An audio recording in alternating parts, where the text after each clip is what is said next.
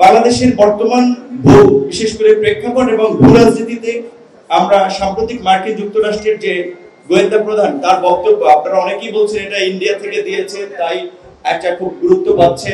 এই ঈদে জামা জুতো অ্যাকসেসরিজের ডিসকাউন্ট,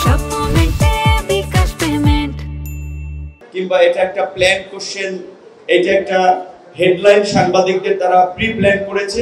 কিন্তু এই বক্তব্য কিন্তু 9/11 এর ওয়ার অ্যান্ড টেররের মতো আমি পশ্চিমাদের একটা ন্যারেটিভ যে বাংলাদেশকে ঘিরে ইন্ডিয়া তৈরি করেছিল এবং সেটা পশ্চিমাদের আপনার গিলিয়েছিল, সেই পুরানো ন্যারেটিভের ক্ষেত্রে আমি কিন্তু দেখতে পাচ্ছি।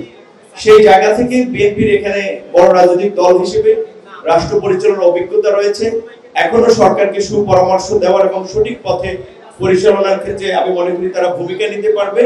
তাই আমার মনে হয় যে নির্বাচন যত দেরিতে হবে সংকট তত ঘনীভূত হবে, এবং নির্বাচন যত দেরি হবে ষড়যন্ত্র তত ডালপালা মেলবে।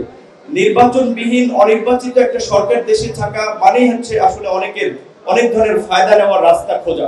সেই জায়গা থেকে রাজনৈতিক দলগুলোকে নিয়ে একটা নির্বাচনের প্রশ্নে বিএনপি আমার মনে হয় যে ঐক্যমতের দিকে যাওয়াটা দরকার।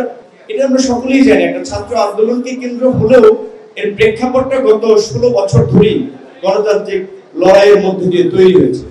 সেখানে বিএনপি যদি এই জাতীয় ঐক্যের জায়গাটা তৈরি করতে না পারত, তাহলে হয়তো এই গণ অভ্যুত্থানটা কবে হতো সেটা বলা মুশকিল হতো।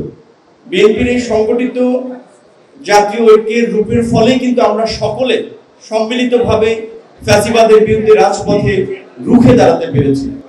আজকে দেশে নির্বাচন নিয়ে যে সংকট তৈরি হয়েছে কিংবা রাষ্ট্র সংস্কার নিয়ে আমি মনে করি অহেতুক বিতর্ক এবং বিভাজন হচ্ছে, এইটাকে কমিয়ে আনার জন্য বিএনপি একটা বড় রাজনৈতিক দল হিসেবে ভূমিকা নিতে পারে। সরকারকে রাজনৈতিক দলগুলো সহযোগিতা করছে বিধায়ী সরকার স্মুথলি যতটুকু রাষ্ট্র পরিচালনা করতে পারছে। সংস্কারের প্রশ্নেও বিএনপিকে আমি মনে করি একটা ভূমিকা নিতে হবে। কোন কোন জায়গায় বিশেষ করে রাজনৈতিক দলগুলোকে নিয়ে ঐক্যমত্য তৈরি করা যায়, সরকার অনেক ক্ষেত্রে পারছে না। সেই বিভাজনটা আমরা দেখছি যে সরকারের উপদেষ্টাদের বক্তব্য এবং সরকারের কিছু পক্ষপাতমূলক আচরণের কারণে কিছুটা বিভাজন তৈরি হচ্ছে।